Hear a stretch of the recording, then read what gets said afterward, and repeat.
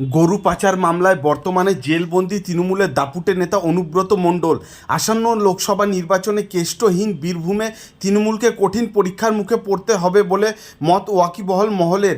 এই আবহে এবার অনুব্রতর সমর্থনে এগিয়ে এলেন তৃণমূলের second in command Abhishek Bandyopadhyay. Suvendu অধিকারীদের মতো অনুব্রতও যদি বিজেপিতে যেতেন তাহলে তিনি ধোয়া তুলসী পাতা হয়ে যেতেন বলে মন্তব্য করেন ডায়মন্ড হারবারের সাংসদ। বুধবার বীরভূমে পৌঁছন অভিষেক।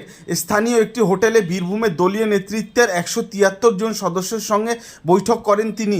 এরপর কেষ্টগড়ে দাঁড়িয়েই তার হয়ে সুর চড়ান তৃণমূলের সর্বভারতীয় সাধারণ সম্পাদক। অভিষেক বলেন, শুভেন্দু অধিকারী, নারায়ণ রানে, হিমন্ত বিশ্ব শর্মারা বিজেপিতে যোগদান করেছেন। অনুব্রত যদি যেতেন তাহলে তিনিও ধোয়া তুলসী পাতা হয়ে যেতেন। এখানেই না থেমে অভিষেক দাবি করেন, অনুব্রত জেলবন্দি হলেও বন্ধ হয়নি গরু পাচার। তৃণমূল নেতার অনুপস্থিতিতেও কিভাবে গরু পাচার চলছে তা নিয়ে প্রশ্ন তোলেন তৃণমূলের সেকেন্ড ইন কমান্ড। ডায়মন্ড হারবারের সাংসদ বলেন, গরু পাচার মামলায় অনুব্রত জেলবন্দি। 10 দিন আগে মেমারিতে উত্তরপ্রদেশ, বিহার থেকে গরু আসছিল। পশ্চিমবঙ্গ পুলিশ সেটা ধরেছে, কিন্তু তা সত্ত্বেও হাইকোর্টের তরফ থেকে বিজেপির কাউকে তলব করা হলো না। উত্তরপ্রদেশ এবং বিহার সরকারে তৃণমূলের কোনো প্রতিনিধি নেই, এ কথা স্মরণ করিয়ে অভিষেক বলেন, ওই দুই রাজ্যের সরকারে তো তৃণমূলের কোনো প্রতিনিধি নেই।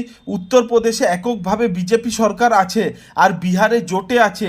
যোগী কিংবা নীতিশকে কতবার ডাকা হয়েছে, এটা হলো বিজেপির ওয়াশিং মেশিন।